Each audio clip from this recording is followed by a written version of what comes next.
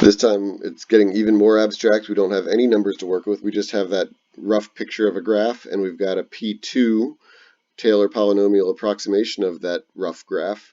But if it's a Taylor polynomial, we know that it matches the original function, not only at its y value, but at its first derivative and also at its second derivative. So we actually know, centered around x equals 0, we know that P2 of 0 equals f of 0. We also know that P2 prime of 0 equals f prime of 0. And we also know that P2 double prime of 0 equals f double prime of 0. That is the whole point of Taylor polynomials, that the function matches the y values, it matches the first derivatives, it matches the second derivatives, it matches all the derivatives up to the degree of that Taylor polynomial. So P of 0 equals a, P2 of 0 equals a, and f prime of 0, well, I don't know what that is, but there's no numbers on this graph, but I know that it's above the x-axis, so I know that a is greater than 0. Well, P2 prime of x equals b plus 2cx, so P2 prime of 0 is equal to b, and b is equal to f prime of 0. And I don't know what the slope is here, but I know that the function is increasing there, so I know that f prime of 0 is positive. That means that b is 0. And finally, P2 double prime of x equals 2c. So if I evaluate that at any value of x, I'm going to get 2c because there is no x to evaluate. And I don't know what the second derivative value is, but I can see that the slope is decreasing on this graph because the graph is concave down. So the slope is positive but decreasing, so that means that the second derivative is negative. Therefore, 2c is negative. That must mean that c is negative. So that would be all you need to do to justify your answers there. You might want to use some words, but I would accept that as well. At this point, we've already seen the sine of x. We know that the sine of x is approximately equal to x, and it was an alternating series, and we only used the odd terms. Okay, so if you remember that the sine of x is an odd function, then that should help you remember to only use the odd degreed terms here. I don't think it tells us how far to take these out, so I'll just take it out to degree 9. Why not? First 5 non-zero terms of this. Cosine of x is an even function. We haven't derived that one, but if you think about the similarities between these two guys, then you can say, okay, well actually if I'm going to use just the even ones, I'll use the degree 0, and I'll use the degree 2, and I'll use the degree 4, and I'm going to alternate the signs on this one as well. And if you're not 100% convinced that this is right, because we haven't done this one yet, then you can definitely go through the process. I encourage you to go through the process of deriving this yourself. You take the first 8 derivatives of the cosine of x and just build your Taylor polynomial or your Maclaurin polynomial. Another thing you could do is think about how these two guys are related. If you take the derivative of the sine of x, you get the cosine of x, and the derivative of x is 1.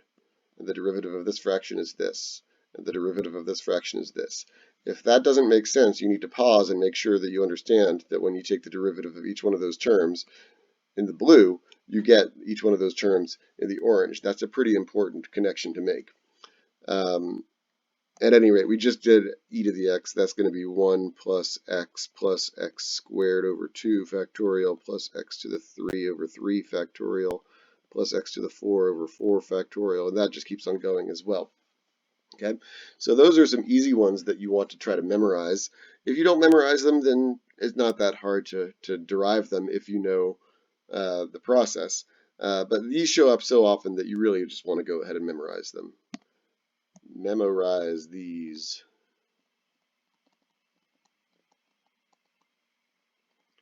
And then we can use those memorized polynomials to find more complicated ones. So for example, if I wanted to find the Taylor polynomial for g of x here, which is sine of 2x, I could take repeated derivatives, and I'd have to remember the chain rule, and every time I differentiated, I'd have to multiply by another 2. And that's not exactly hard, but you know what's a lot easier? Using the fact that I already know this and just replace every single x with a 2x. So instead of x minus etc., I have 2x. Instead of x to the third, I have 2x to the third. Instead of x to the fifth, I have 2x to the fifth, etc. And if you have them memorized, then it becomes essentially trivial. Even better, we take a look at part B here. If g of x equals x times the cosine of x, I want you to imagine what would happen if you started taking derivatives of this. This is a product, y'all. We got a product rule going on. So the first one isn't so bad, but the second one's going to get even worse. The third one even worse after that. This thing is not going to be fun to take a lot of derivatives of. But wait, we know what the cosine of x is, and all we have to do is multiply the cosine of x times 1 more x. So that first term of 1 becomes 1 times x. And that second term of x squared over 2 factorial becomes x cubed over 2 factorial. And the x to the fourth turns into an x to the fifth because we're multiplying each term times 1 more x. So it's as easy as a little bit of algebra 1 distribution to generate these Taylor polynomials. And that's one of the beauties of having these guys memorized, because if you have the ones on the top memorized, you can get much more complicated ones with relative ease.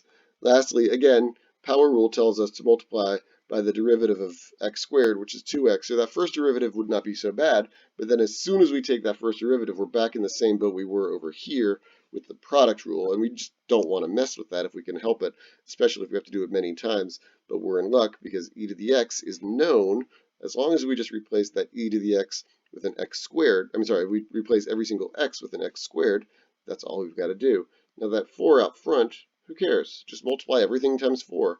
So we're going to multiply everything by 4 and change every x to an x squared. So that 1 turns into a 4. That 1x turns into a 4x squared. That 1x squared becomes 4 times x to the fourth. We're still dividing by 2 factorial. And then that 1x cubed turns into a 4x to the sixth. And that denominator does not change. And that 1x to the fourth turns into a 4x to the eighth. And again, that denominator does not change. And that can continue on forever as well. So that's a nice little shortcut for these guys.